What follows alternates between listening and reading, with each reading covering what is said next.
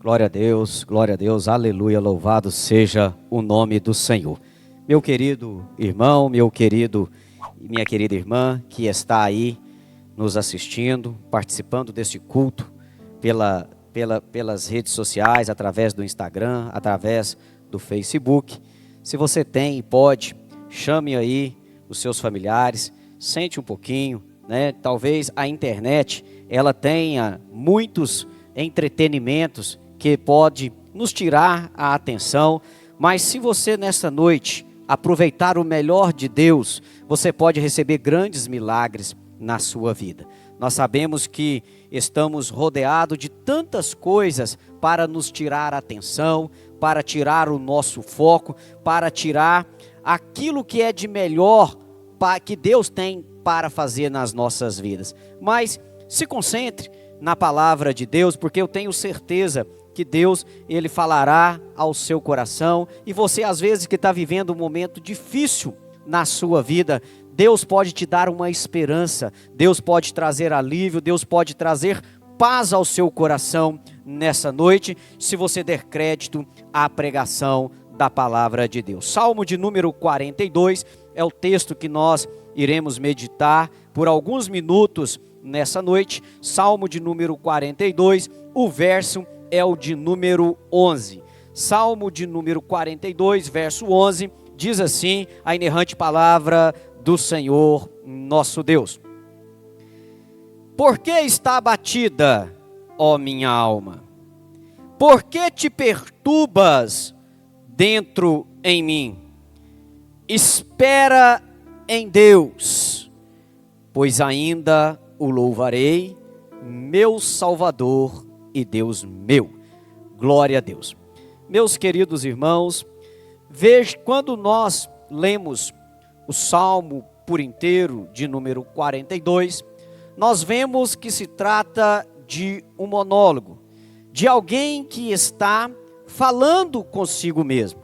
O salmista, de número 42, ele pelo menos faz 9 perguntas para si mesmo. É alguém que faz uma narrativa de alguém que está com a sua alma muito atribulada, muito triste, muito angustiada. Não sabemos qual que era todo o contexto desta grande tristeza, a ponto do salmista já não saber a quem socorrer, a quem se direcionar. Parece que o salmista ele se olha no espelho e começa a dizer para si mesmo, a indagar a si mesmo, a perguntar a si mesmo sobre por que estava vivendo aquele momento de angústia, aquele momento de tristeza, aquele momento. O salmista, ele chega a dizer sobre aqueles que o viam passar por grande dificuldade e às vezes zombavam e perguntavam: cadê o seu Deus? Aonde está o teu Deus? Você não é crente? Por que que você está passando por essa situação? Você não acredita em Deus? O teu Deus não é um Deus poderoso, não é um Deus que diz, que faz, que age, que ouve, que atende? Por que que você está passando por essa dificuldade? O pregador em Provérbios, ele diz o nécio no seu coração: não há Deus. Muitas pessoas zombam, criticam a nossa fé, a nossa acredição, aquilo que acreditamos, porque, meus queridos irmãos, e atribui muitas das vezes o mal que nós estamos vivendo ao próprio Deus, questiona Deus, enquadra Deus, porque morrem tantas pessoas, porque entristecem tantas pessoas, porque tantas pessoas estão tristes, estão passando por problemas. Meus queridos irmãos, todas estas coisas não são vindas de Deus. Todo este mal é provocado pelo próprio homem, que caminha por caminhos maus, contrários à palavra de Deus. Nós vemos um salmista no verso 3 dizendo: as minhas lágrimas servem-me de alimento de dia e de noite, enquanto me dizem constantemente: onde está o teu Deus? O salmista se entristecia ao ser indagado diante da sua dificuldade, diante do seu problema, aqueles que chegavam a ele e diziam: onde está o teu Deus? O salmista, ele continua narrando uma alma abatida. Este salmo de número 42 deu origem ao hino muito cantado nas nossas igrejas, que é o hino de número 193, a alma abatida, que tem por estrofe assim: porque te abates, ó minha alma, e te comoves, perdendo a calma. Não tenhas medo, em Deus espera, porque bem cedo Jesus virá. É um belo hino, meus queridos, de alguém que por alguma dificuldade, por algum problema vivenciado na sua vida, ele passa por dias angustiantes, noites sem dormir. Mas, meus queridos, eu quero nesta noite, talvez você possa estar com os mesmos sentimentos do salmista, com a alma abatida, dizendo a si mesmo, às vezes até sendo zombado, desanimado. Nós sabemos que a ausência de estarmos congregando, de estarmos aqui, faz muita falta. Nós sentimos a comunidade cristã, a comunidade, os cristãos, eles sempre foram unidos, constantes nas congregações, nas reuniões, e isso por alguma razão, essa ausência de estarmos congregando, tem entristecido a sua alma, tem entristecido o seu coração. Mas nesta noite eu quero lhe trazer uma palavra que pode recobrar o seu ânimo, porque nós temos um Deus que vela por nós. Meus queridos irmãos, a primeira coisa que você tem que entender, diante de tantas promessas que nós temos na palavra de Deus, é que Deus não faz acepção de pessoas.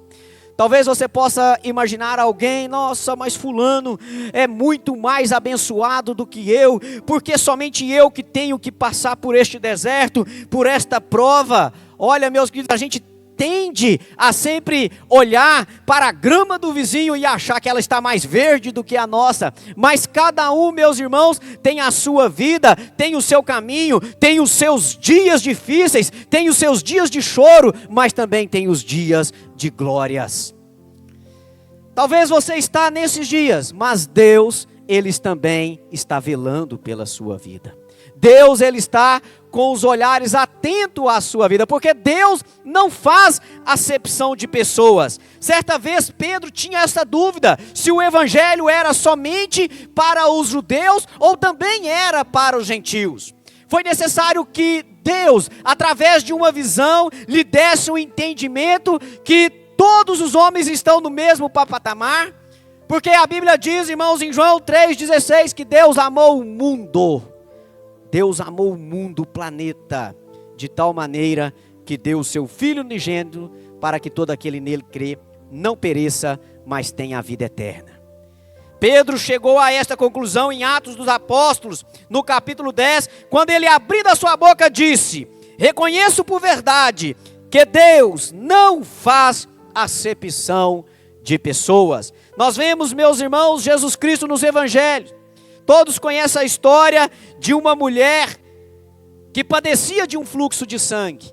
E também, nesta mesma história, conta que antes do encontro de Jesus com essa mulher que padecia, os primeiros que chegaram foi Jairo, um homem da alta sociedade, alguém que era importante para a sociedade judaica daquela época, mas que tinha a sua filha doente. A Bíblia diz que quando Jairo chega com aquele pedido para Jesus: olha, Jesus, a minha filha está doente em casa. A Bíblia diz que Jesus, acompanhado de uma grande multidão, se direciona até a casa de Jairo.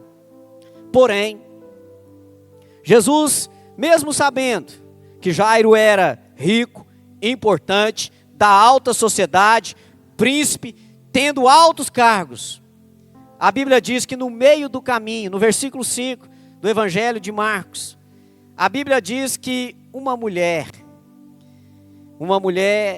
que padecia de uma doença, de um fluxo de sangue, interceptou o caminho de Jesus. E aqui nós vemos que aquela mulher, ela recebeu o milagre, antes mesmo do milagre que seria operado na casa de Jairo. Por esse motivo eu te digo, Jesus se importa com a sua vida. Jesus se importa com a sua família. Não importa a sua posição social. A Bíblia diz, meus irmãos, que no Evangelho, Jesus veio para os pecadores. Ele veio para aqueles que estão doentes, para aqueles que precisam de arrependimento, para aqueles que precisam de cura, e não para aqueles que se acham que não precisam de Deus, que já tem a sua vida aqui nessa terra ganha e que por aqui basta.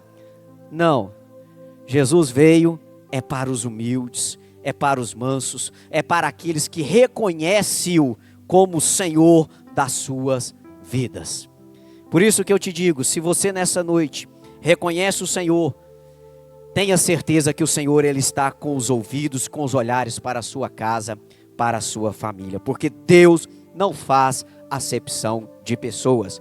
Segunda verdade bíblica, que pode alegrar o seu coração: Deus ama o pecador.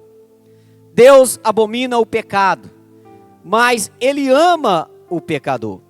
Talvez nesses dias em que possamos estar vivenciando, muitas pessoas estão talvez entrando numa apostasia, no desânimo de fé. Meu querido irmão, minha querida irmã, atente para a palavra de Deus, porque a Bíblia diz que a fé, ela vem pelo ver e ouvir a palavra de Deus.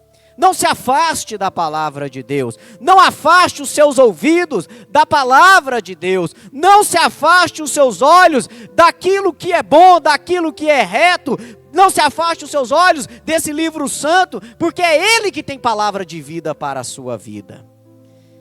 As palavras que você precisa estão neste livro, por isso a necessidade de vermos Deus te ama, e muitas das vezes, pela falta de ouvir, pela falta de ver, talvez o nível espiritual pode decrescer e talvez você se sinta mais pecador ainda do que é, diante das falhas, dos erros.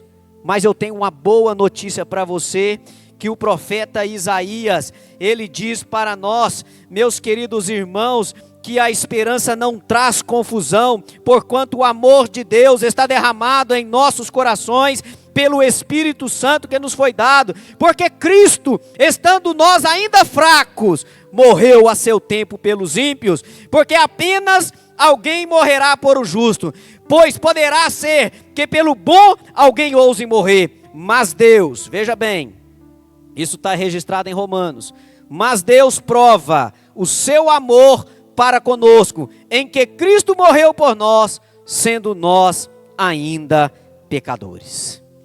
Ainda que você seja pecador, Cristo morreu pela sua vida, para te dar vida, para te perdoar, para tirar sobre os seus lombos toda a carga que o inimigo possa colocar sobre a sua vida, sobre sentimento de culpa. Nessa noite, tome a promessa de Deus de Romanos no capítulo 8, que nenhuma condenação há para aqueles que estão em Cristo Jesus, que não vivem segundo a carne, mas vivem segundo o Espírito. Não importa, meus irmãos, a Bíblia diz, ainda que os nossos pecados sejam como a escarlate, eles se tornarão brancos como a lã. Tome esta promessa de Deus para a sua vida. Não viva cabisbaixo, entristecido. Talvez você possa estar, porque nós somos seres humanos dotados de sentimentos, de emoções, e possamos em algum momento da vida estar como o salmista, lamentando o seu momento de dificuldade, a sua dor, a sua angústia, olhando no espelho e se perguntando: por que estás abatido, a minha alma? Mas o salmista, ele também responde: espera em Deus. A promessa, meus irmãos, é para você que Deus não faz acepção de pessoas, que Deus ama o pecador, que Deus apaga as nossas transgressões, que Deus não se esquece de você. Veja bem, meus irmãos, o profeta Isaías, no capítulo 49, verso 15, ele faz uma comparação sobre uma mãe, ele faz uma pergunta dizendo: porventura, pode uma mãe esquecer-se tanto de seu filho que cria, que não se compadeça dele, do filho do seu ventre? Veja bem, meus irmãos, é difícil, né, de uma mãe que gerou uma criança, né, não se descuidar do seu filho, não cuidar do seu filho, não se compadecer do seu filho. Isso é difícil, embora haja, né? Embora já haja mães que abandonam os seus filhos, mas é difícil, essa não é a regra. Nós sabemos que o amor de mãe é um amor sublime. Salomão, ele conta uma história de duas mães que estava para perder seus filhos, mas aquela que era a mãe verdadeira de uma daquelas crianças preferia o filho vivo. É assim o amor de mãe. Porém, o salmista, ele diz, o profeta Isaías, ele diz: mas ainda que esta se esquecesse dele, contudo eu não me esquecerei de ti. Deus não esqueceu das promessas realizadas à sua vida, ao seu ministério, à sua casa e à sua família. Mas para tanto é preciso que nós estejamos na posição que Deus quer que estejamos. Veja, meus queridos, que Deus não faz acepção de pessoas. Deus ama o pecador. Deus, ele apaga todas as nossas transgressões. Ouvimos, meus irmãos, o profeta Miqueias dizer: de novo terás compaixão de nós? Olha o que o profeta Miqueias de novo. Erramos tanto, todo dia, e o profeta diz, há uma pergunta: de novo, Senhor, terá compaixão de nós? Pisarás as nossas maldades e atirarás todos os nossos pecados na profundeza do mar. Se você nessa noite colocar tudo isso no altar de Deus, como foi cantado aqui no hino, tenha certeza que a paz de Deus, que excede todo entendimento, estará novamente na sua vida, na sua casa, na sua família. Sabe por quê, meus irmãos? Porque nós temos uma profecia que foi cumprida pelo profeta Joel, quando ele diz que nos últimos dias Deus derramaria o teu espírito sobre toda a carne. Esta profecia foi cumprida em Atos 2, quando todos foram cheios do Espírito Santo.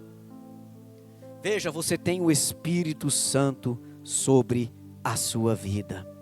Infelizmente, nos dias em que nós estamos vivendo, quase não ouvimos mais falar do amigo Espírito Santo, do Consolador Espírito Santo, daquele que intercede por nós com gemidos inexprimíveis, daquele que é o nosso amigo, daquele que sabe que nós pensamos, daquele que é o nosso defensor, que é o nosso ajudador, que é o paracleto divino, porque quando Cristo ele foi assunto ao céu, ele disse que não nos deixariam órfãos, mas que deixaria sobre nós o Espírito da verdade, que habita em mim e que habita dentro de você.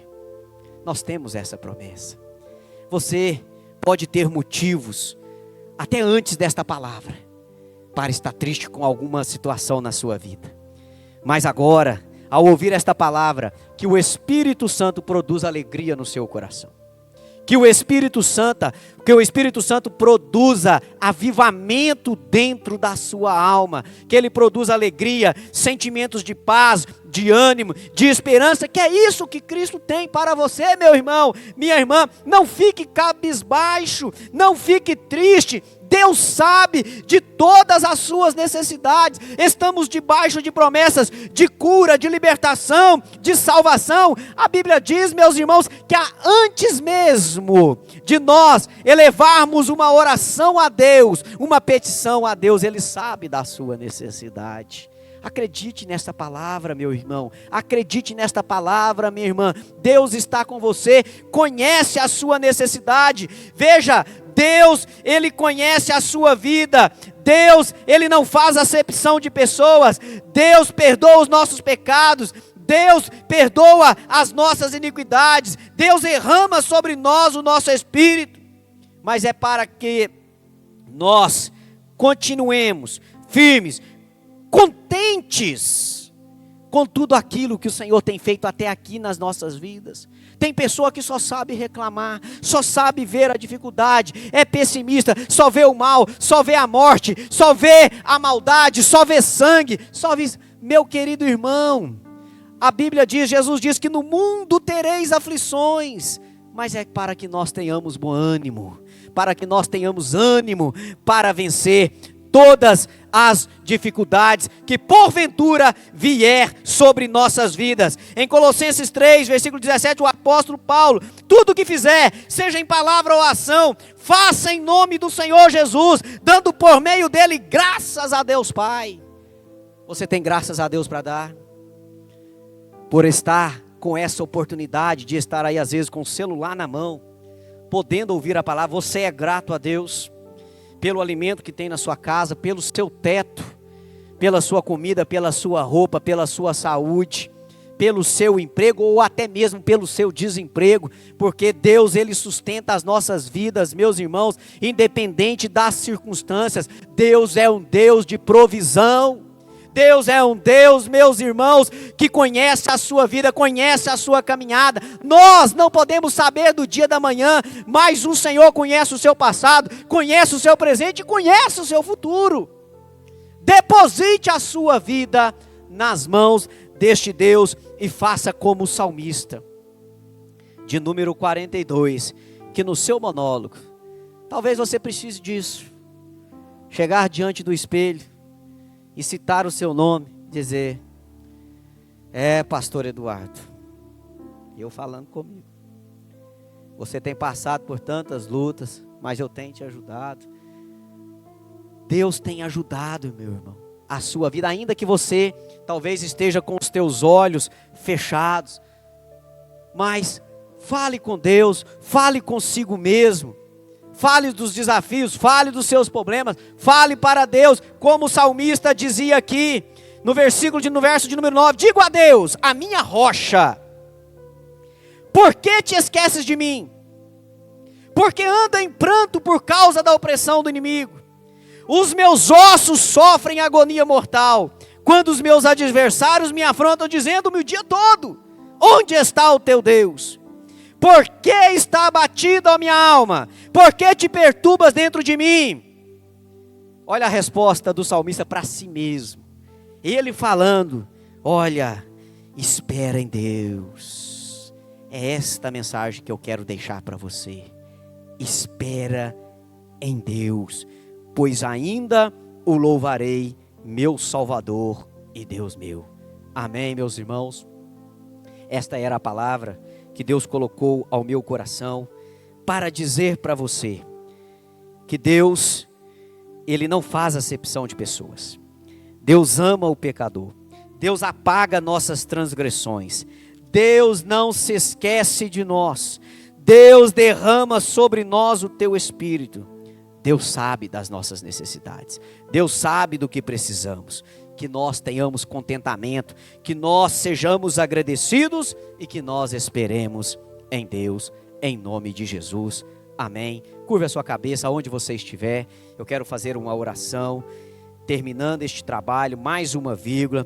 Tenho certeza, meus irmãos, que em breve as coisas já estão caminhando para que possamos estar congregando presencialmente, em nome de Jesus. Amadíssimo Deus, eterno Pai, eu quero te louvar e te agradecer mais uma vez, Senhor, por todos aqueles, ó Senhor, que estão em casa, ao vivo, neste momento, assistindo e participando deste culto de adoração, que ouviram a Tua palavra e que precisam de um milagre, ó Senhor. Em qualquer área que seja, entra com a providência divina, opera o milagre, opera a cura, abre a porta de emprego, a promoção no trabalho, Senhor. Cura a enfermidade, cura a dor, arranca a tristeza, arranca o mal, perdoa o pecado, escreve no nome da vida, salva e cura esta vida, em nome de Jesus.